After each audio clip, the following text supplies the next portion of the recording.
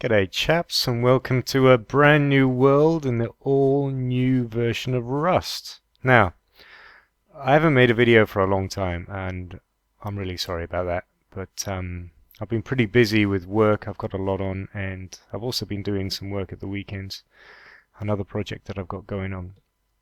But to celebrate this new version of Rust, I thought I'd show you a bit of the game if you haven't seen it already, and also republish the documentary I made about it. Now I made a documentary about Rust maybe about 6 months ago, and incidentally I haven't really played Rust for about 6 months, and as you can see it's changed a hell of a lot. It's got so much better, so much better, and I've got to say, you know, big respect to Garry Newman and Facepunch, his studio, for making this.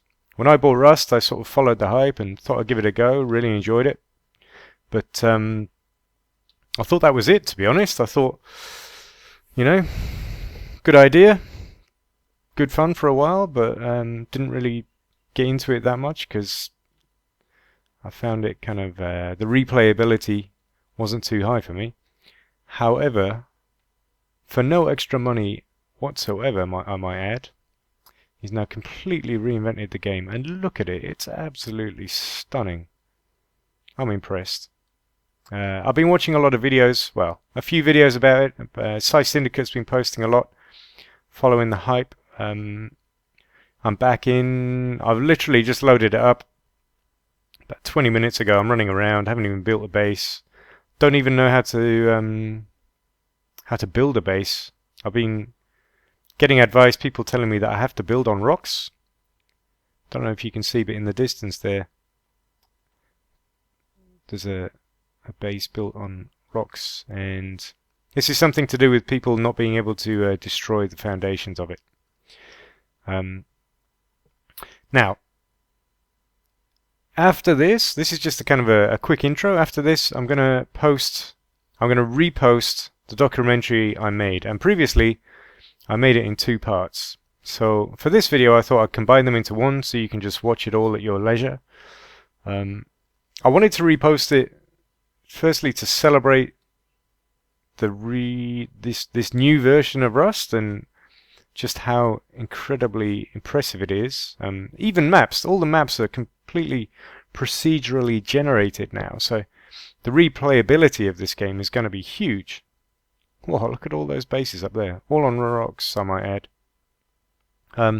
The other reason I'm reposting it, to be honest, is that I was kind of disappointed the first time round that it didn't get much attention.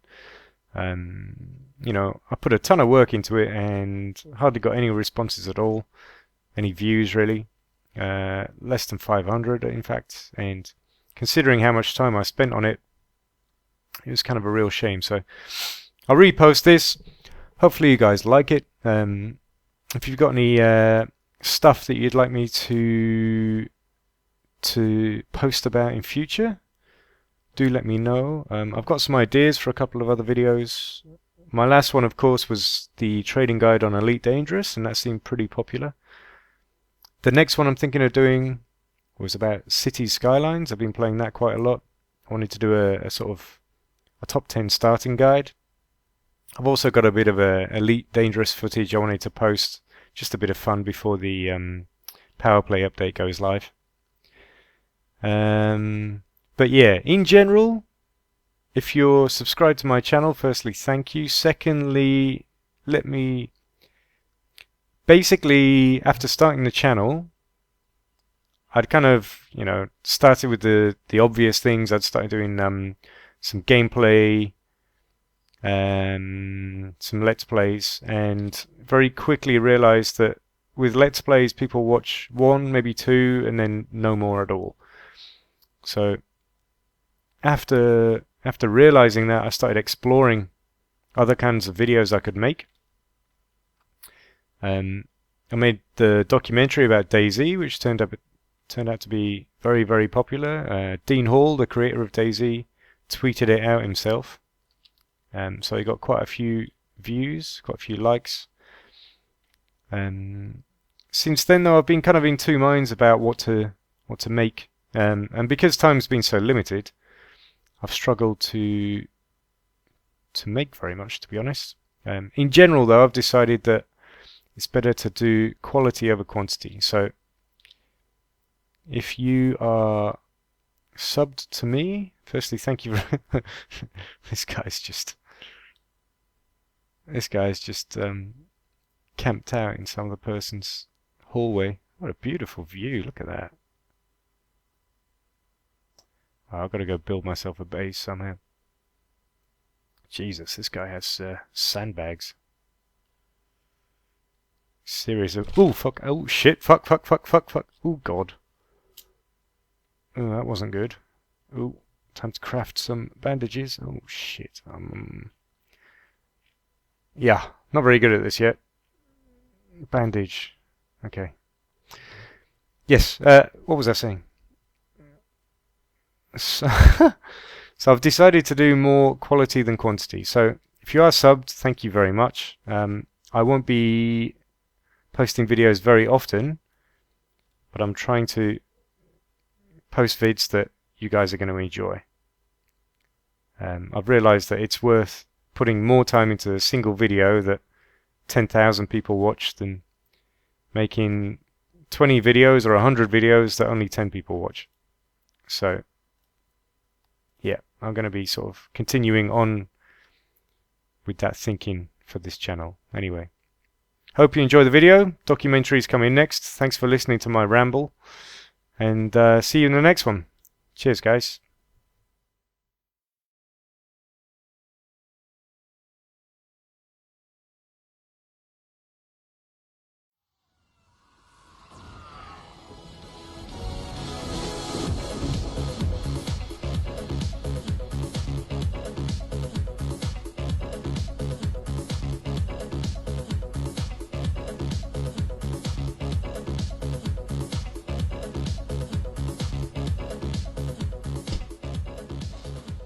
This is Garry Newman, one of the most elusive characters in gaming. He's never done a live interview, either on camera or by phone, and the only pictures we have are little more than scraps pulled together from CCTV footage or profile pictures. Even the BBC had to settle for an email, and ended up having a computer read it out in the hope of making it slightly better for TV. Promoting a video game at E3 is all about complimentary bikini car washes, life-size dragons, and charming the mostly male audience. But Garry Newman didn't do any of that, and his game, Garry's Mod, has sold almost 1 million copies. So how did he do that? Well, let's start with what his game actually is. Garry only agreed to talk to us via email, so his words are spoken by a computer. Garry's Mod is a sandbox game for the PC. A sandbox game is usually a game where there's no particular goal or end, you just have fun, playing with the stuff the game gives you. In Garry's Mod you're given tools to weld and rope things together, so you can create anything. Cars, aeroplanes, boats, houses, giant mechanical T-Rex, pretty much anything you could think of. It's a return to that great 80s British tradition, creating and selling video games from your bedroom. But Garry's Mod wasn't his first foray into gaming.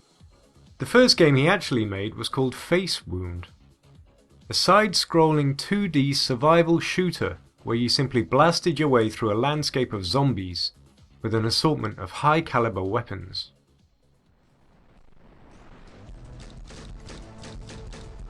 Facepunch was his first ever attempt at creating something, and he built the engine from scratch. As he looked back at what he'd done years later, he called his coding awful, but it gave him valuable experience and, more importantly, the confidence he needed to start messing around with something bigger. That something he messed around with was one of the most popular games of all time, Half-Life 2.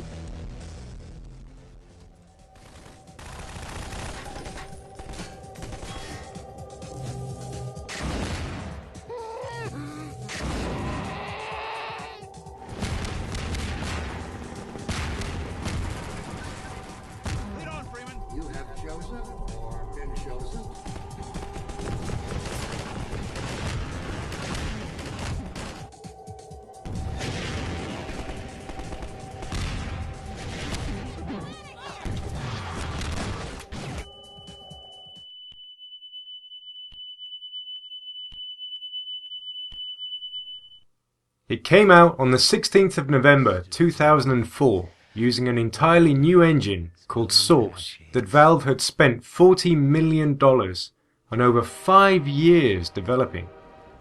It was the biggest game of the year and immediately received universal praise. And then, on December the 1st, 2004, just 2 weeks after launch, Valve released Source's software development kit, the tools modders needed to start building their mods.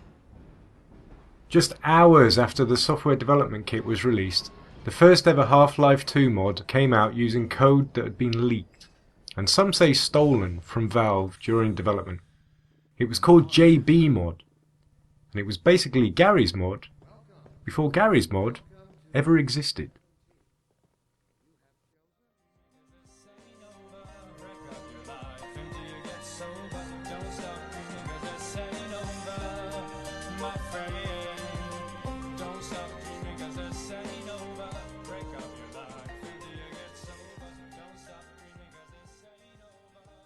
Garry released the first version of his mod on the 24th of December, Christmas Eve, just a month after Half-Life 2 went on sale. He released it for free on the forums of a popular site without much fanfare. He wasn't expecting any feedback. But somehow, suddenly, he found hundreds of people chatting about it within just a couple of hours. Overwhelmed by the response, he dropped all work on Facewound and set about making improvements. The war of the mods had begun. A man named Garry Newman, who lived in his parents' basement, was upset that he wasn't able to download JBMod from HL2 World. Gary's only programming experience at this point was working on a dating website, where he was fired for sending their clients pictures of his willy. However, he vowed that he would learn how to make his own mod. Meanwhile, JBMod was having problems. JB55 had started playing World of Warcraft and didn't have time to maintain the mod. He had turned JBMod over to the owner of HL2 World to continue development. JB55 later disappeared from the internet and is presumed to be dead. HL2 World had formed a development team to work on the mod. One of the members defected from the team and had given JB55's code to Garry. Garry used this stolen code to add the physics gun to his own mod. Once Garry had stolen enough features, he took this new version of his mod and posted it on the Steam-powered forum. He was greeted by kind comments such as, "We play JBMod here, Outlander. That's the way it's always been, and that's the way it'll always be. Take your highfalutin city boy mod somewhere else. We're not buying. Boo this man." The JBMod team was hard at work coming up with new features. Garry was working hard too. Every single revolutionary feature was stolen by Garry, including this one.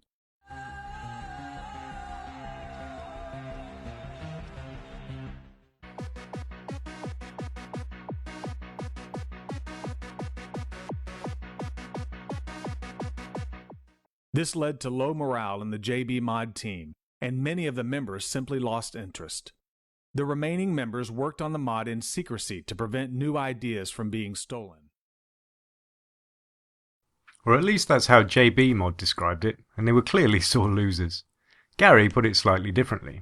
In his own words, he said, "I got chatting to a guy over the net who turned out to live a street away from me. He had a dating website and was quitting his day job to go full-time with it. He hired me as a web designer. I wasn't the best at web design, but I was a pretty good PHP programmer and ended up doing that a lot more. I became a bit disgruntled after seeing how much money he was making from the site, which my ego felt like it had created, and me being paid very little in comparison. So instead of confronting my boss like I probably should have, I decided to start my own dating site in secret while I still worked for him. It was a total dick move on my part, and of course meant I had to choose between shutting down the site or being fired. But by that time I was making more per month with the other site than I was being paid. So I decided to get fired. The site was pretty much completely automated, and apart from support emails, I really didn't have to do anything. With this funding behind him, Garry could now afford to put all his time into the mod. Over the next year he worked constantly on tweaking and improving it. With the competition spurring him on, Garry set about improving his mod at a blistering pace by pretty much working on it full time, releasing another 8 versions in just 11 months. Without updates to JBMod, Garry's mod became the most popular while the developers of JBMod just gave up. He won the war. And then, on the 29th of November 2006, when he was just 23 years old, he began selling the mod on Steam. It went on to sell over 3 million copies in 7 years, making a whopping $22 million. It was enough for Garry to start his own studio, called Facepunch, and start thinking about what game he was going to make next.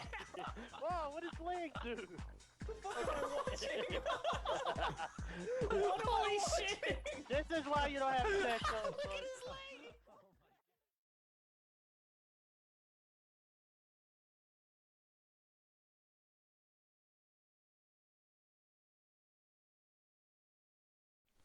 My mind's telling me no, but my body's telling me yeah. The weird and wonderful world of Rust. Well, today I'm going to tell you the story of Rust. The inspiration, how quickly it got made, and how it became an instant hit. How the game evolved from zombies to something quite different. Why people love it, and where it's at now. But before all that, let me tell you about Garry's response to the first video. After I posted the first part of this documentary on Reddit, he replied to clarify what exactly happened with regards to JBMod. And if you don't know what that is, go check out the first part. When people say, and I'm quoting him here, when people say I stole the source code, they're describing it like I hacked into JB, downloaded the code, changed it and put my name on it. That never happened. Everything in JBMod was in the source development kit. If I remember right, JB released the source code to his mod. Then the people at H2 World who had claimed ownership tried to take the code down by sending DMCAs to the places it was hosted. I thought that was an abuse of the DMCA and they had no right to do that, so I hosted it too. To be clear, the source code itself was nothing. It was the source development kit with a few files included.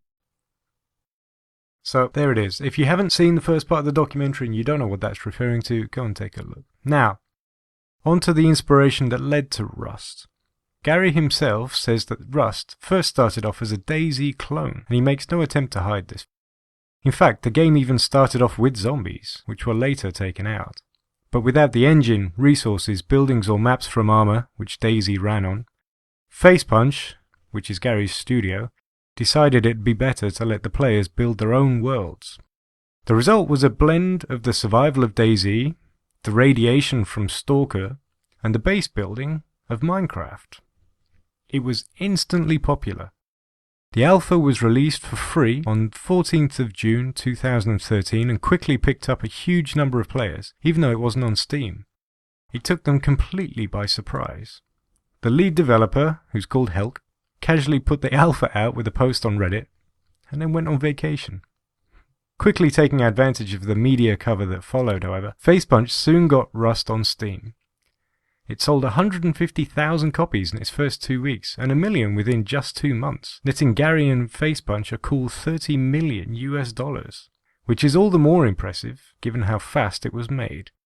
It took 3 people just 4 months to take the game from concept to launch.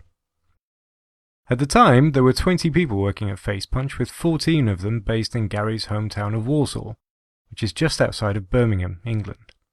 First they were working on a game called Cash for Kills, which is a kind of sandboxy version of the Hitman series, but where you actually had to be in a certain place in real time to be able to assassinate your target. Ultimately, however, Garry thought Cash for Kills didn't have legs, so he killed the project. But they had the engine, so they reused it to create Rust. Structured much like Valve, in that there isn't much structure, each employee at Facepunch is allowed to pursue their own projects. So it was mostly developed by Helk, the Canadian project team lead, whose real name is Maurino Berry. So spawning completely naked, balls and all, which was, incidentally, Garry's idea, players were dropped into a completely empty environment. They're surrounded by zombies out for their blood, and you could get loot if you could survive the radiation. Because players build it, each server is completely different. So even though the map stays the same, joining a new server is like entering a different world. Just like a box of chocolates, you never know what you're gonna get.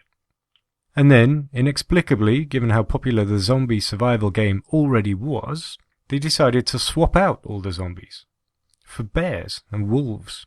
And Garry didn't really give much in the way of explanation, simply saying, "We came to the conclusion that we were sick of zombies, and after taking a look at the game decided that we didn't even need them, because there were already enough ways to die." So why do people love it? Bears and wolves chase and kill you. Falling from a height kills you. Radiation kills you. Starving kills you. Being cold kills you. And that's before you've even met another player, who'll probably kill you. Garry puts it down to freedom. He says he's had plenty of calls for points systems, so that players can see how good or bad other people have been acting, or something that discourages player versus player combat. But he's rejected the lot because it reduces the freedom. As he says in his own words, the players should decide how they play the game. You should be fearful of others. That's the whole point. This is a game where the player makes their own story, and emotion plays into it a lot.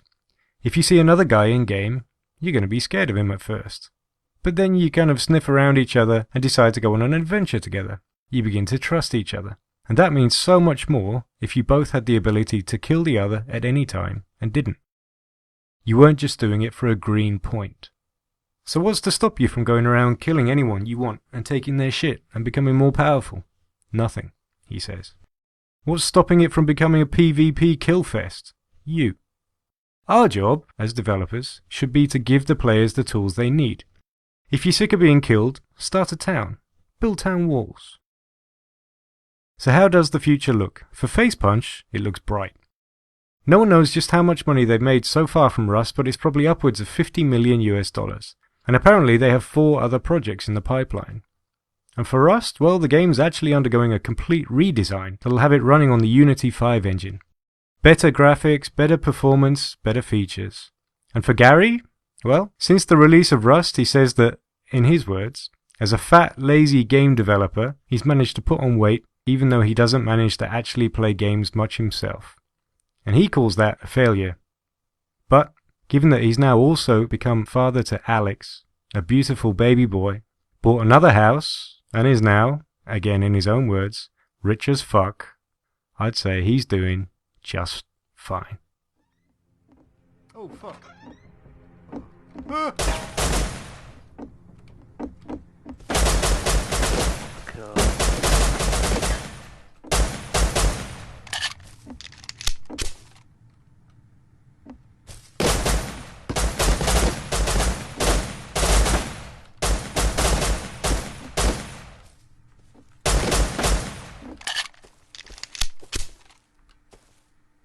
Whoever wins gets a prize.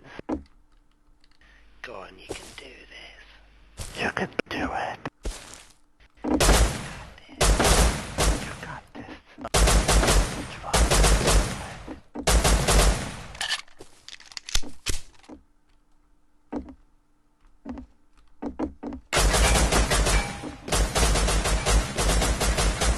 To your right there, to your right, to your right there, to your right!